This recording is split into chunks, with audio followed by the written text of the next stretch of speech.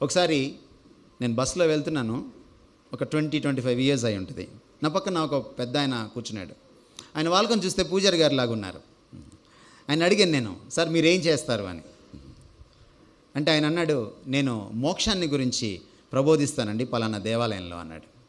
మంచిది సార్ అని కాసేపు మాట్లాడుకున్నాక, నేను మిమ్మల్ని ఒక ప్రశ్న అడగచ్చా మీరేమనుకోకపోతే? ఎందుకంటే భారతదేశంలో ఈ ప్రశ్న అడగడం చాలా కష్టం, ఎందుకంటే మనకు కొన్ని సెంటిమెంట్లు ఉంటాయి. అందుకని కొంచెం భయపడుతూ, కొంచెం సంశయిస్తూ, కొంచెం డెలికేట్గా ఫీల్ అవుతూ అడిగాను నేను ఈ ప్రశ్న. ఆయన కొంచెం పర్మిషన్ అడిగి, సార్ మనం ఇలా వెళ్తున్నాం, మీ పక్కన నేను, నా పక్కన మీరు కూర్చున్నారు, మనం బస్సులో ఉన్నాం సార్. ఈ బస్సు సడన్గా ఏదైనా అయ్యి మనకి ఏదైనా జరిగి మనం పైకి పోతే మీరు మోక్షాన్ని గురించి ప్రబోధిస్తారు కదా, మోక్షానికి వెళ్తారన్న నమ్మకం మీకుందా సార్ అని అడిగాను. ఆయన నాకేం చెప్పాలి సార్?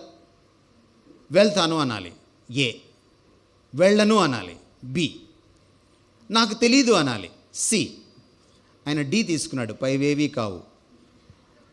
ఆయన ఏమన్నాడు తెలుసా? ఒక ఫ్యూ సెకండ్స్ మౌనం వహించాడు. నేను ఆసక్తిగా ఎదురు చూస్తున్నాను ఆయన ఏం చెప్తారని. ఆయన నా వంక కూడా చూడలేదు. మంచి ఆజానుబాహుడు, దిట్టంగా ఉన్నాడు. ఎవడు పర్ఫెక్టు అన్నాడు. నేనేం అడిగాను ఆయన్ని? మోక్షంకి వెళ్తారా అని అడిగాను. ఆయన ఏం చెప్పాడు?